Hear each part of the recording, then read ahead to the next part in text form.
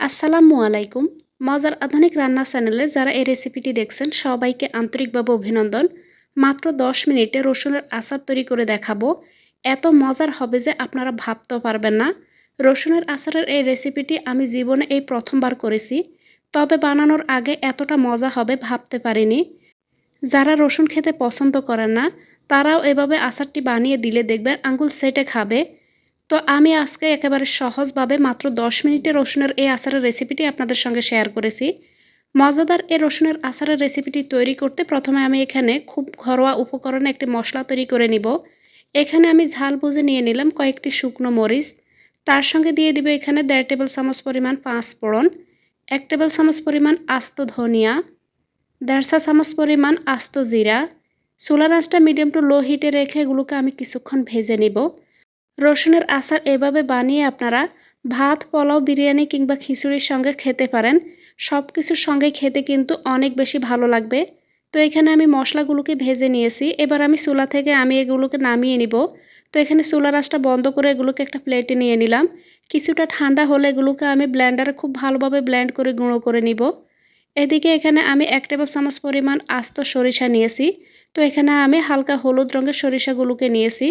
এবার পানি দিয়ে এগুলোকে কিছুক্ষণ ভিজিয়ে রাখবো। এরপর এগুলোকে আমি ব্লেন্ড করে নিব।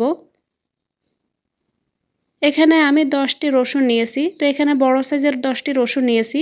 এবার এই রসুনগুলোকে আমি এখানে খোসাটাকে ছাড়িয়ে নিব।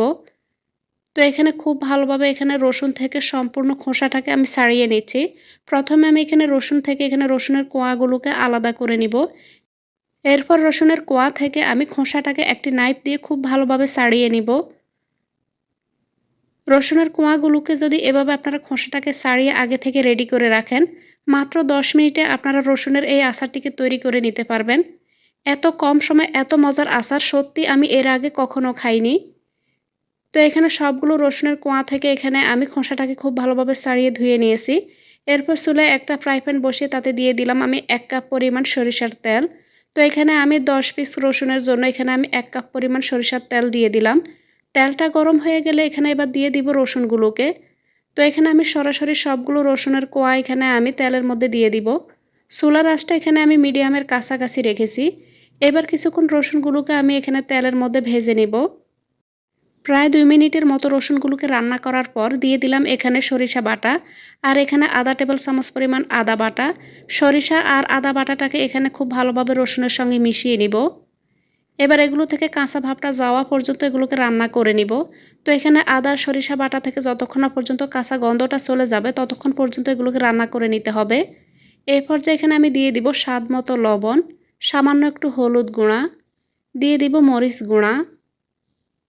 যেই মশলাগুলোকে ভেজে গুঁড়ো করে নিয়েছি সেই মশলা থেকে এখানে আমি অর্ধেকটা পরিমাণ মশলা এখানে দিয়ে দিব। বাকি মশলাটাকে আমি পরবর্তীতে অ্যাড করব। এবার দিয়ে দিব ১ টেবিল চামচ পরিমাণ ব্রাউন সুগার। আপনারা চাইলে এখানে সাদা চিনি বা এখানে খেজুরের গুঁড়োটাকে অ্যাড করতে পারেন। চিনিটা দেওয়ার কারণে আচারের স্বাদ কিন্তু অনেক বেশি ভালো আসবে। তো এখানে অবশ্যই সামান্য একটু চিনি বা খেজুরের গুঁড়ো মিশিয়ে নেবেন।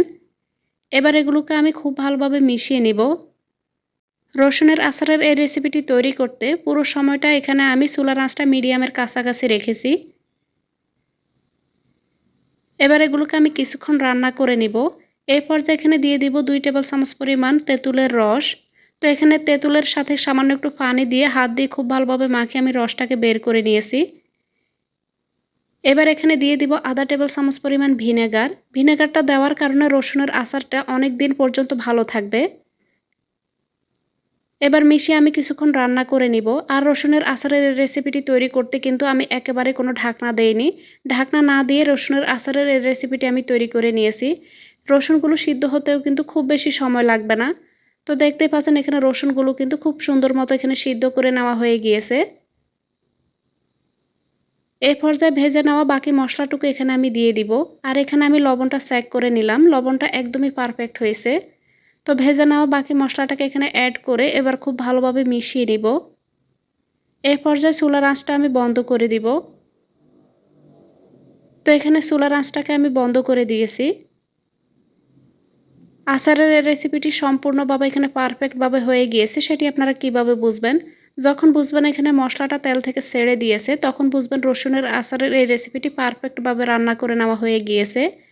যারা রসুন দিয়ে আচার জীবনে কখনো বানিয়ে খাননি, এভাবে আপনারা রসুনের আচারের এই রেসিপিটি বানিয়ে দেখতে পারেন। জীবনে যত আচার খেয়েছেন, এই আচারের রেসিপিটি হবে আপনার কাছে সবচাইতে সেরা। তো আমি যেভাবে আচারের এই রেসিপিটি তৈরি করেছি, হুবহু আপনারা এভাবে ঘরোয়া মশলায় আচারের এই রেসিপিটি ট্রাই করতে পারেন। আশা করছি আপনাদের অনেক অনেক ভালো লাগবে। তো এখানে আচারটিকে পুরোপুরি ঠান্ডা করে নেওয়ার পর এরকম একটা কাঁচের বয়ামের মধ্যে রেখে এগুলোকে আমি নর্মাল ফ্রিজে রেখে দিব। এতে করে আচারগুলো নষ্ট হবে না। আর আচারগুলো পুরোপুরি ঠান্ডা না হওয়া পর্যন্ত আপনারা এগুলোকে ঢাকনা দিয়ে ঢেকে দিবেন না। মাত্র 10 মিনিটে তৈরি রসুনের আচারের এই রেসিপিটি আপনাদের কাছে কেমন লেগেছে কমেন্টে জানাতে ভুলবেন না। রেসিপিটি ভালো লাগলে প্লিজ ভিডিওতে একটা লাইক দিয়ে দিবেন। সময় নিয়ে এতক্ষণ এই রেসিপিটি দেখার জন্য সবাইকে অনেক ধন্যবাদ।